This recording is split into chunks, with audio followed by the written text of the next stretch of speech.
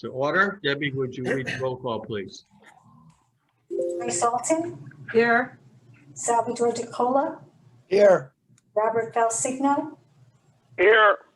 Raymond Pompano, Here. Stephen Mongillo, Here. Russell Sear, Here. Jeffrey Ginsburg, Here. Clayton Williams, Here. Michael Fimiani. Here. Great. Thank you, Deb. You're welcome. Item 1 on the agenda is approval of the minutes of our last meeting in March. Do I have a motion? I'll move it. Thanks, I'll Jeff. second for you. Okay. Bob will second it. Are there any corrections, omissions, any deletions, or other comments?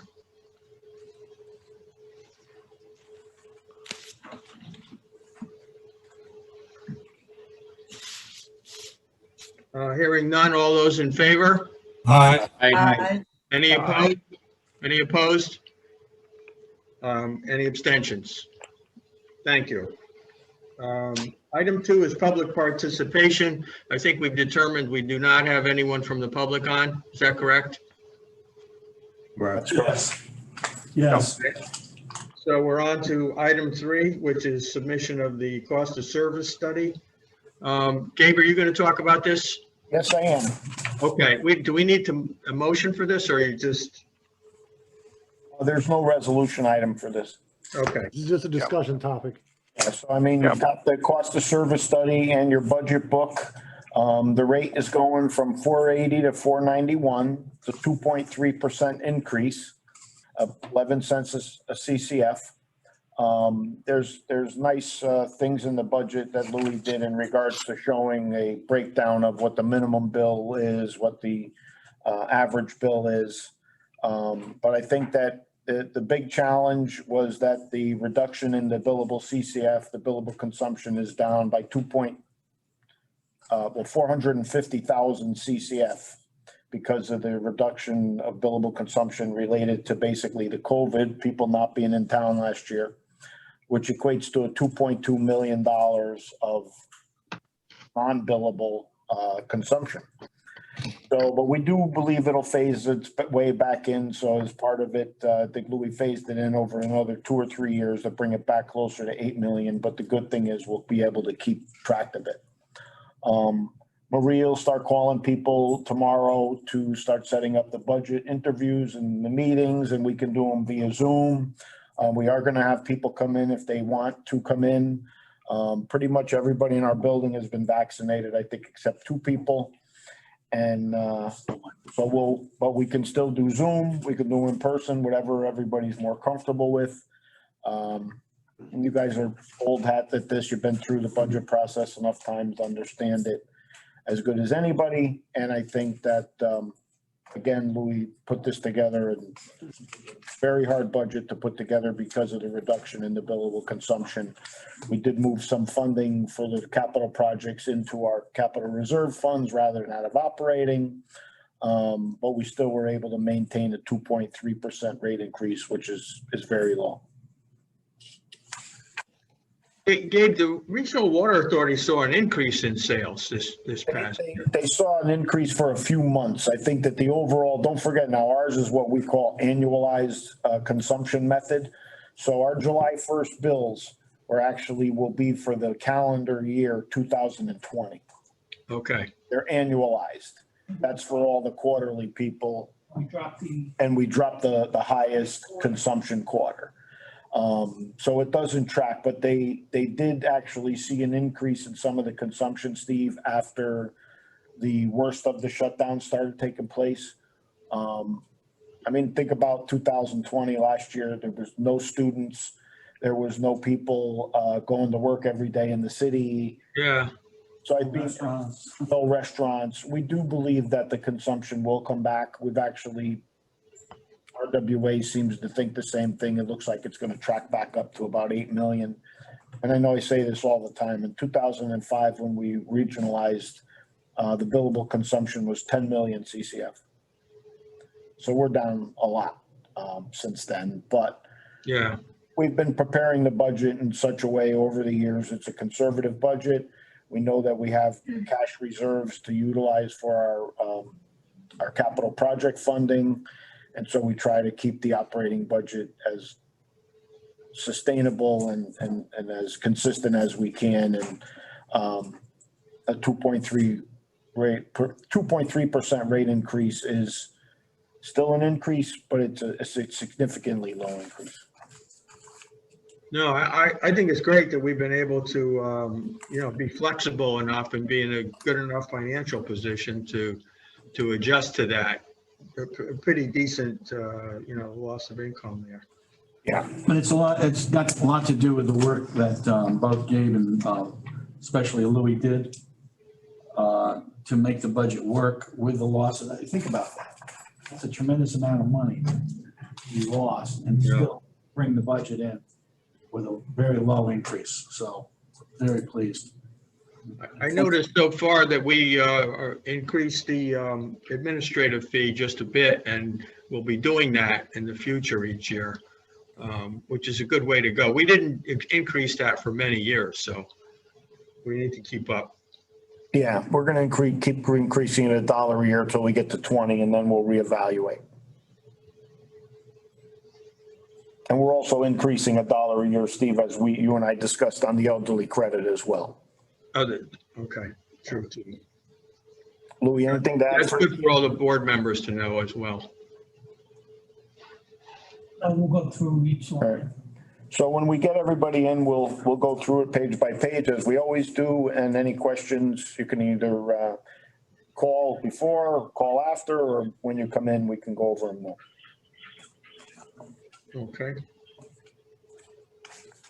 Any of the board members have questions for Gabe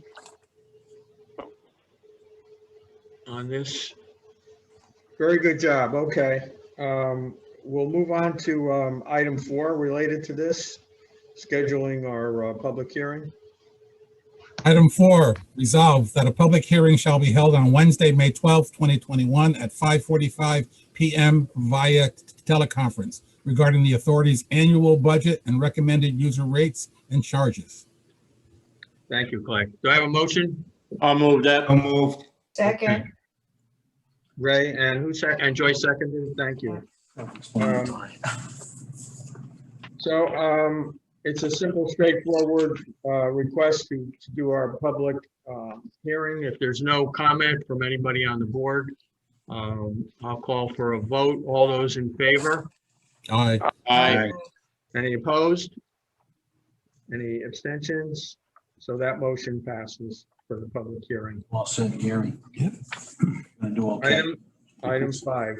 Item 5, resolved that the agreement with United Rentals for the purchase of a new 6-inch portable Thompson trailer-mounted pump, as further described in the exhibit to agenda item number 5, in an aggregate amount not to exceed $60,233, is hereby approved, and the executive director, Sidney J. Holbrook, be and hereby is authorized, empowered, and directed for and on behalf of the authority to negotiate, execute, and to deliver such agreement and any and all reasonable and necessary documents in furtherance thereof.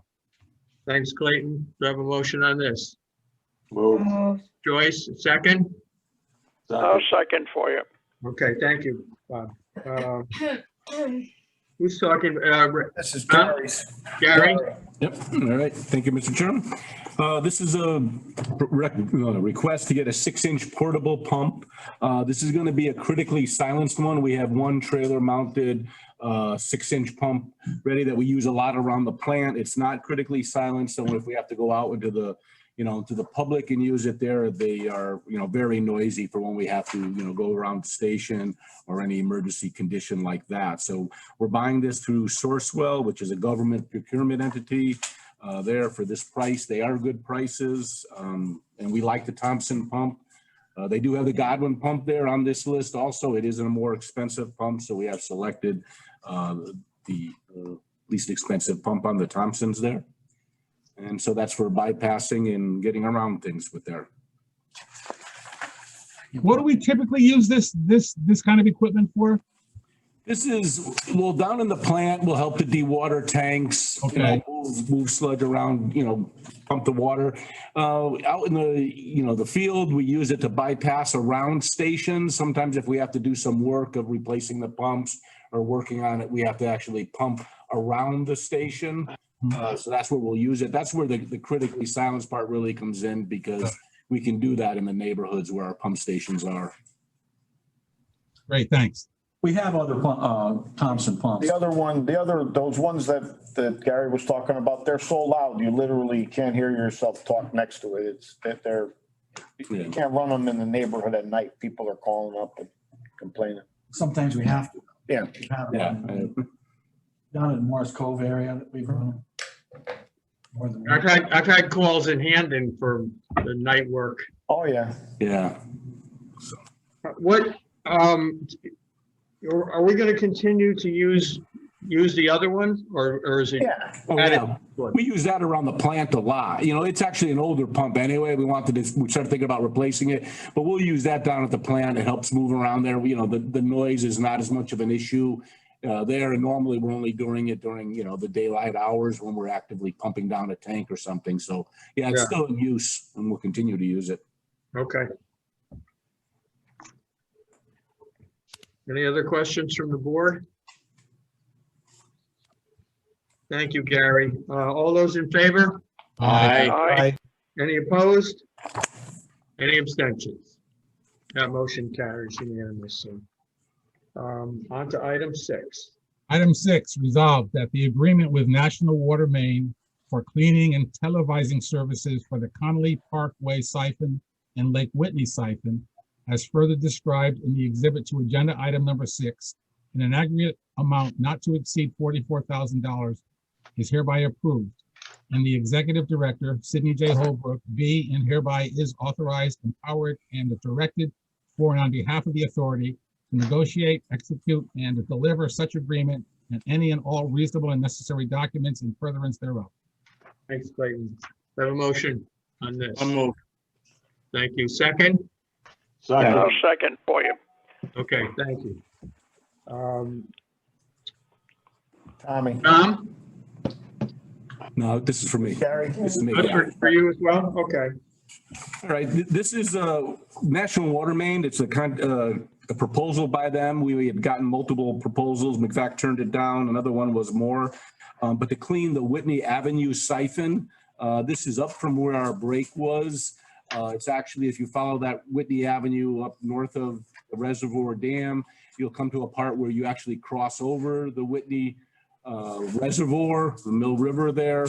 There's a siphon that's on the side of the road that goes underneath the reservoir there. It's a double barrel system there. So we want to get that cleaned out, and TV'd.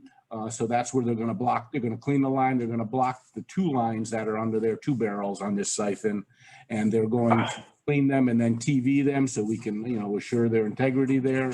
Like I said, they do go right underneath the reservoir there, so we don't want to have any issues. It's been in great shape. We haven't had any problems. But we want to, be proactive on this. 2 issues I need to mention on this proposal here. The police services is not showing up here. That comes out of a different line item. That's a pass-through cost for them. I should put it on there because it's a $44,000 contract. And one of the reasons we're coming to the board is that if we put in the $10,000 that it may occur for the police there, it would push it over the $50,000. So we want to be right up front with you guys and show that. I didn't list it in here. I will from now on because we will write the police line item charge on the PO. And so we need to make sure that the board approval is for the amount that PO will be written for, which will include the police on that. So I will do that in the future here. It's not shown here, maybe here. There's a big part of this siphon, which is actually on the side of Whitney Avenue. It does not actually, go where Whitney Avenue is. So the police will probably have, maybe a cop there directing some of the traffic, but we're not working in the roadway. So it should be a lower number on that. And the other thing too, which was some misinformation there, we're not doing the Connolly Park siphon. That was on the proposal, the name and the subject matter. That was because we had gotten prices for both of them. We then decided we weren't going to do the Connolly with National Water Main. We're going to do that ourselves. So we then, had them re-quote the price, and they left that in the subject line, and then we carried that through into the letter. So we're not doing the Connolly siphon. It's just the Whitney Avenue siphon for that, and there will be some police involved with that.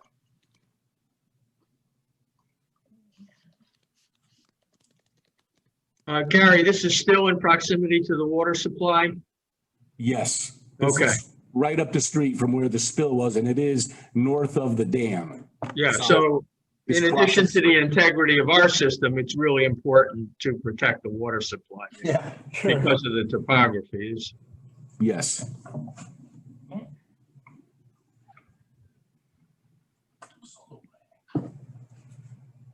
No, I thank you for bringing all of that information to us. Are there any questions to Gary on this project? Hearing none. All those in favor? Aye. Aye. Any opposed? Any abstentions? Thank you. That motion carries. Item 7, Clayton. Item 7, resolved that the agreement with In Situ Form Technologies LLC for cured in place pipelining rehabilitation in New Haven, as further described in the exhibit to agenda item number 7, in the aggregate amount not to exceed $430,529.69 is hereby approved, and the executive director, Sidney J. Holbrook, be and hereby is authorized, empowered, and directed for and on behalf of the authority to negotiate, execute, and deliver such agreement and any and all reasonable and necessary documents in furtherance thereof. Thanks, Clayton. I have a motion. So moved. Thanks, Mike. Second? Second. I'll second for you. Okay. This one is Tom. No. Yeah, thank you, Mr. Chairman. Hi, everybody. How you doing? Hi, Tom. We got 2 lining projects that were bid last month. We bid them as one advertisement, 2 distinct separate packages. The first one is the one that was just read to you is SSR 2021-02 South Frontage Road Sewer Rehab. This is part of our normal lining program funds. The basically our dedicated infrastructure renewal funds that you approved last year's budget. This particular project, as you can see in the attached map, I included what will be the future, work in your neighborhood. I think we post on the internet, and then we share with usually the board members of that community, and we share with the mayor's office and the engineering department. So I attached that with the map. It shows there's some infrastructure on South Frontage Road that will be lining. This was on our list for rehab. It got elevated to the top of the list because the city of New Haven's doing the downtown crossing project. They're putting 10 feet of fill on South Frontage Road. The highest point of the fill is like directly across from Temple Street. They're building up an embankment building up the road. So that project is starting in July. So the city, we're always working with the city trying to, coordinate the projects. So we got this out to bid as part of our program, and we couldn't be getting any better pricing and interest on the lining program. As you can see, we got 6 contractors that responded. Actually, 7 responded. 1 FedEx didn't deliver, so it never got open. But we actually had 7 interested contractors. A lot of them are coming from out of state. And In Situ Form was a low bidder at $391,387. Super competitive bid. The numbers are all fairly close. And I guess that's it. Any questions? Tom, I have a question. What does the piling 10 feet of dirt on top of it mean for the future? Any more difficulty to access it? I mean, this is in place kind of relining, but Yeah, this security, the pipe really isn't affected too much by the load because they're already really deep there. So by the time you get down to that depth, the load is distributed. So it's not so much we're concerned about the pipe itself, although, you know, we would like to make sure that with all the construction, they could put forces on the manholes which reflect down into the pipe. So there's just an extra Sure. precaution. As part of their contract, and the city's paying for this, is the rehab of the manholes. They're going to have to extend those manhole cones, and Right. they'll line those manholes, and we're working with them on the details of that. So that was their share. Our share was making sure this gets done as part of, you know, ahead of their project and coordinated so that the utility work and just the incidental work around it doesn't affect us. And, you know, we can all sleep at night knowing that it's taken Yeah. care of. are there extensions available that are 10 feet or they just use pipe? How do they do that? Yeah, they were just precast structures. Now they come in segments. They usually you can get them in all different segments, 4, 6, 8 foot riser sections. They're made at the precasters. They have a gasket. So based on the size of, they'll remove the cone, the upper portion of the manhole that starts narrowing down toward the manhole. They'll remove the upper portion of the cone and then stack off the base of it. Some of these manholes were built in 1960, so they're not super old. Some of them are actually concrete. They're precast concrete or poured in place concrete, probably more likely at that time. So we just extend those up. Okay, good, thanks. Any other questions for Tom? Okay, I'll call for a vote. All those in favor? Aye. Aye. Any opposed? And any abstentions? Motion carries unanimously as well. Item 8, Clayton. Item 8, resolved that the agreement with National Water Main Cleaning Company for cured-in-place pipelining rehabilitation in Hamden, as further described in the exhibit to agenda item number 8, in an aggregate amount not to exceed $906,505.82, is hereby approved. And the executive director, Sidney J. Holbrook, be and hereby is authorized, empowered, and directed for and on behalf of the authority to negotiate, execute, and to deliver such agreement and any and all reasonable and necessary documents in furtherance thereof. Thank you. I have a motion. I'll move it. I'll move it for you. Bob, second it? Yes. Thank you. Thank you. Tom, did you again? Yep, second part of the two lining projects that were advertised together, SSR 2020-101.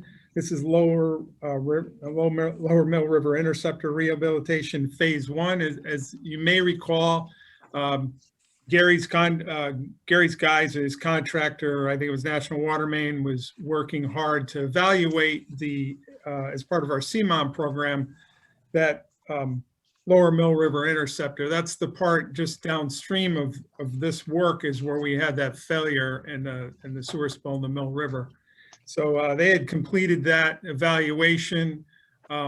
We reviewed the documentation and broke up that 7,000 plus feet, 7,500 feet into 3 segments and into 3 phases. The first phase is this phase that I'm bringing to you right now, which is roughly 2,700 feet. It's the part that we need to do.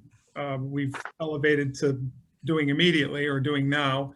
And then the next 2 phases will be done at 5 years and 10 years because the condition of the pipe doesn't warrant doing any rehab to it. Now it's in good condition. I think it was rated a 2 on a scale of 1 to 5, with 5 being the worst, 1 being the best.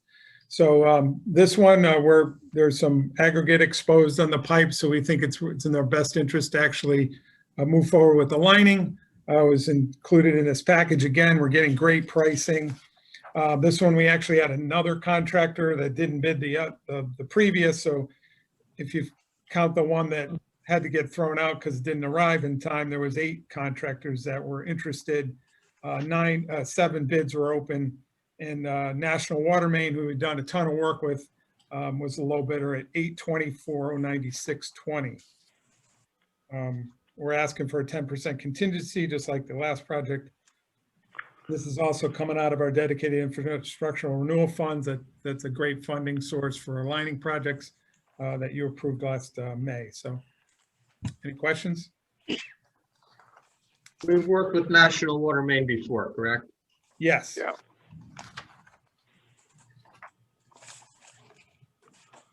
Again, this is proximity to the water supply. Correct. Important project. The topography here doesn't allow us to have a separation we'd like to have. So it's important to keep the system in good shape.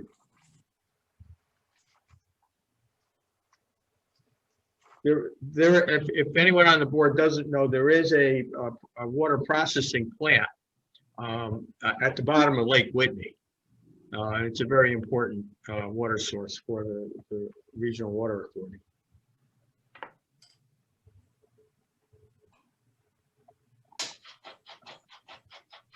Any questions from board members on this? We've done a lot of lining projects. Are there any sort of special concerns here in doing this where it is, Tom? Oh, I guess the bypass pumping for it is significant. This is a major line, so there'll be major bypass equipment, coordination with DOT, you know, but it won't be, you know, we actually had this similar setup just before we had that failure. So it'll be the same magnitude of bypass pumping preparation and lining, but there's no digging involved here, so we shouldn't have any problems. What about traffic? What about traffic flow? That's a busy road. Yeah, typical. We're gonna have to coordinate that with DOT and pull the permits and work around that. Maybe some of the work will be in the evening or at night to make things easier.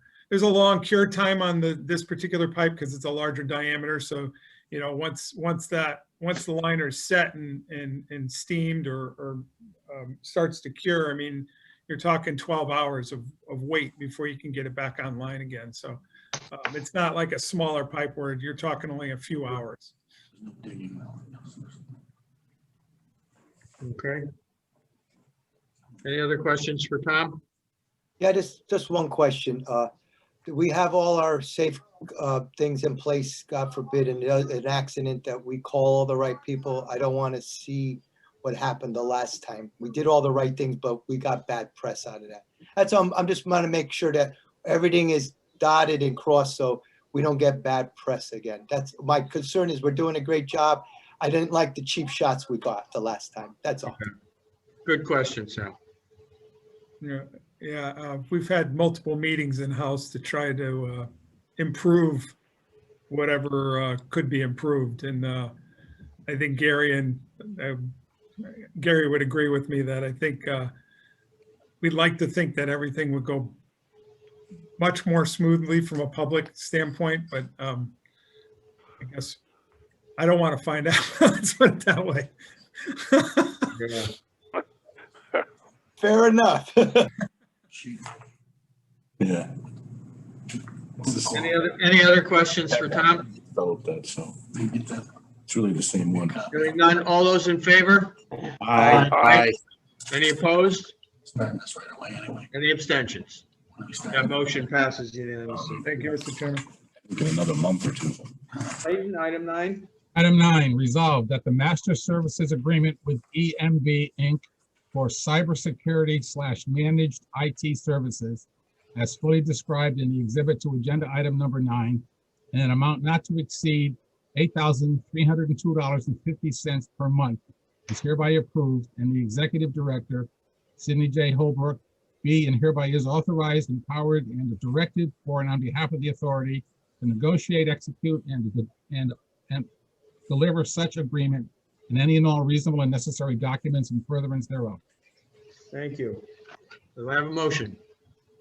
I'll move. Thank you, Mike. Second? Second. Thanks, Russ. This is mine, Steve, but this just, do we need an amendment, Glenn? It's actually EBM, not EMB, or is it? see. That's right. The contract says EBM. Yeah, let's, EMB. So do we need to correct that? yeah, let's just, have a motion to amend the agreement with EBM Inc. I'll move that, make that motion that we correct it to proper order. Okay, I'll second for you. thank you. Bob. Yeah, all those in favor of the change? Aye. Aye. Aye. Any opposed? And any abstentions? So we approved the change. Now we need to, once we discuss this, approve this. Approve the amended motion. Yeah. This is a multi-year amounts to be a multi-year contract with EBM, and it's on a different format that we've used previously. We used to bank a series of hours and then just pay for X amount per hour and then just chop away at that throughout the year. This is a different type of a service agreement. All their customers, we're actually the last one to move to this type of an agreement. It's based on the number of computers or seats that we utilize in the system. We've been working on this for months. There's a lot of advantages to this type of managed service agreement. And it's about an 11% increase from last year's agreement. It's been stagnant for at least 4 years, 3-4 years that they haven't had an increase.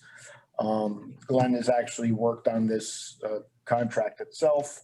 There's still some things that we're going to go over, but we're just about finished with it. And as we keep, EBM has been wonderful for us. These guys do a great job in regards to what they do. They're a full service company for us. We get a lot of service from them, and we're actually moving more into the cybersecurity and the managed IT services, just where the industry needs to go, and we need to be part of that with, actually Louis had told me a couple of weeks ago that, and we utilize Webster Bank, somebody had tried to get into our accounts at Webster Bank. So, you know, the cybersecurity becomes ever more important. Frank and Ernie have done a great job in coordinating with EBM and managing EBM and the work that they do. And this comes to the board because it amounts to be, in essence, a multi-year contract.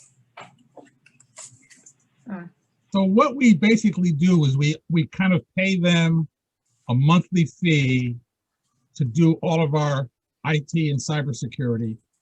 And we pay them that as kind of an insurance policy, whether they do any work that particular month or not. They are always doing work because they're responsible for maintaining the system. I mean, they're in our system at least every week. I mean, sometimes they're here for days on end working. Now, whether they work on site, which they will do, or whether they work remotely, which they can do. If not, they're working with Ernie and Frank just in regards to discussion of next steps or different security measures that need to be taken or different approaches. They also deal with all that storage. When we do the budget, the sit down, you'll see they handle a lot of our offsite storage and our managed services. They're kind of a one-stop shop for us. They, you know, will install new hardware, they'll install new software, they'll upgrade, they'll troubleshoot. We actually have been very happy with the price that we've received. We know for a fact that other people are paying much more money than we pay for the same services, sometimes less services from other companies. If we had to hire enough people to do this work, the budget would be 3 or 4 times annually what it would. And then we'd have people on staff that didn't have work to do continuously because you can't have, it's such a diverse skill set necessary. Not one person could have that skill set to do all these things needed. So this actually has worked out very well for us. Has a council reviewed the contract? I mean, I didn't read every single word, but it sounds like that they kind of waive liability for all kinds of things. Is this kind of a standard contract for this type of a service in this industry? It was their standard contract. I did make an amendment. It was an auto renewal contract, but I changed it to termination for 30 days notice. So if at any time Sid and Gabe feel that they're not getting the right services, we can just terminate EBM. Okay, we can terminate with how much notice? 30 days notice. 30 days notice, okay. If we have a company that's doing a good job, this is really a critical function for any organization. And this threat just keeps changing and evolving all the time. So you're right, David. It would take, if we were trying to do this, it would take an inordinate amount of resources internally to address this. Do we have our system kind of segregated so that if you were to reach one part of it, you couldn't get to other parts of it? I mean, it gets a lot deeper than I would be able to explain, Steve. I know that we have significant levels of firewalls and things that live inside the system and outside the system that stop people from being able to get in. Thank God we haven't really had any major issues. But like you said, it's something that has to be continuously worked on now. It's not something that you can live with an old security software, an old firewall. The technology changes daily. Right. And it just is, I mean, even remember we used to store all our stuff on our hard drives here. Now we have at the plant, we have on the cloud, we have a backup. I mean, it just is ever moving. It's kind of more alive than I think ever before. And we latched onto these guys when they were in the early stages of their startup. So we have and they're a big company now. We were just in early and we've developed that relationship with them. Honestly, this contract started out, it was a significant amount of money, more than this amount. And we said, no, we're not paying that. It's not fair. And we negotiated and I think it's more than fair actually, because it's significantly less than they wanted originally. And I'm not saying they don't deserve it. I'm saying that, we deserve something as being a long-term customer who was there from the very beginning. We're looking to, we help you, you got to help us too. So, and Ernie and Frank coordinate this. This is a way bigger task than shows up in the budget or in our meetings and discussion. It kind of is behind the scenes, but it is significant and it plays into every level. The finance stuff, the customer service stuff, the engineering stuff. There isn't anything here. I mean, everything runs through the computer and on the network. Gary's operational stuff. I mean, this is a big part of what we got going on here. It's literally the backbone of it. I mean. So Gabe, did you say they also replace the hardware as needed? They do. Well, it's not part of, so we purchased the hardware. They will come in and do the installation. Yes.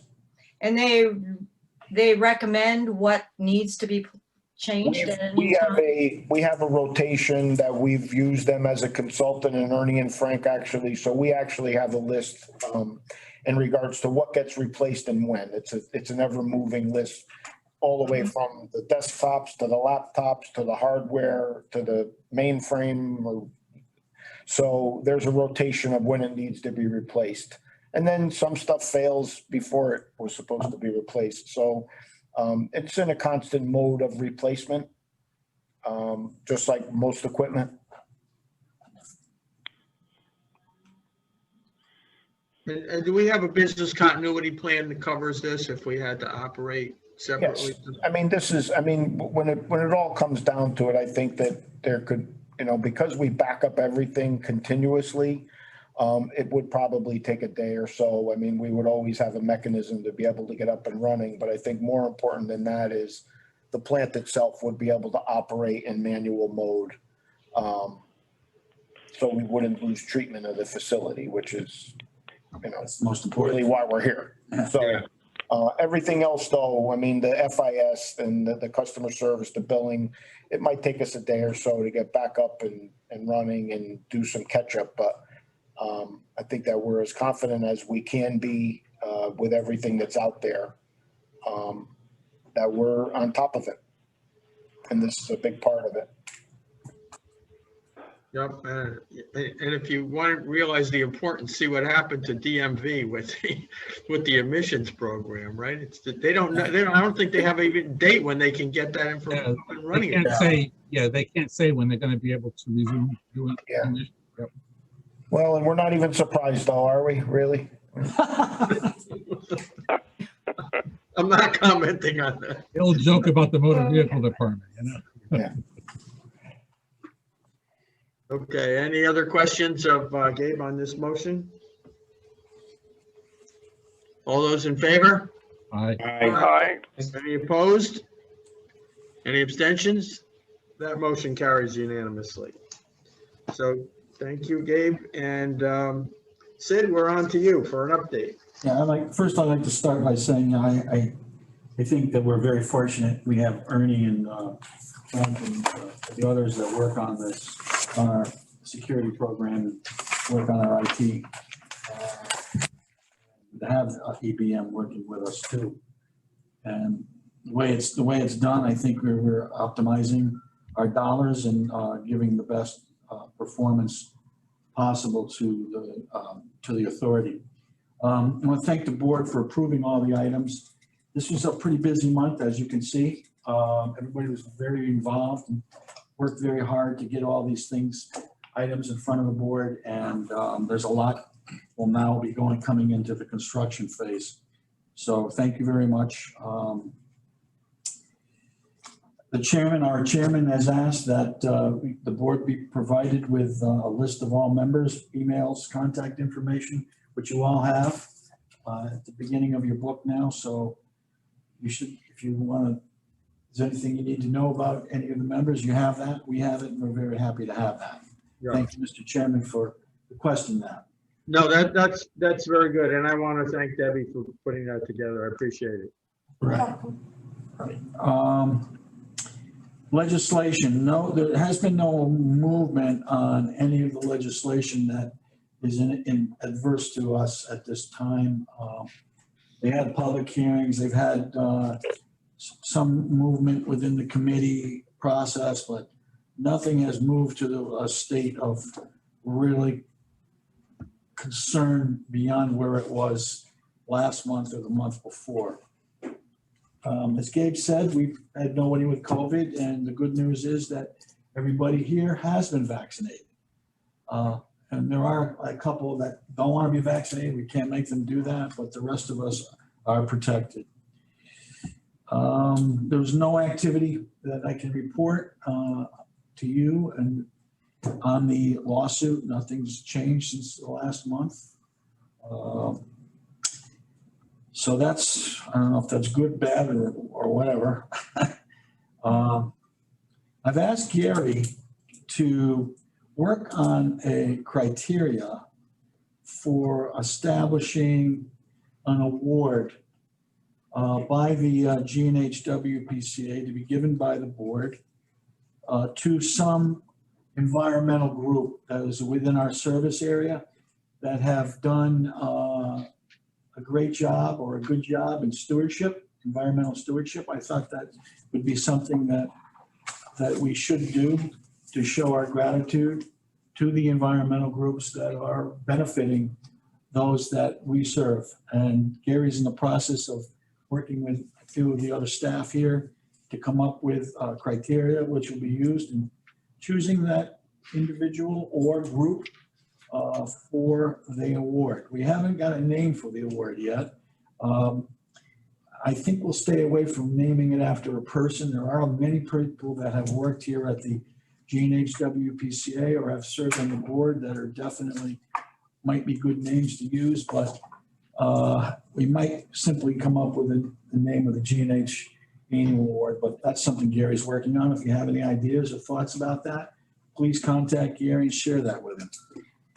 This weekend, there'll be the bioregional group will be we'll be providing them, and they'll be putting out rain barrels. The rain barrel program that we started here, I don't know how long ago. Gotta be 8 years.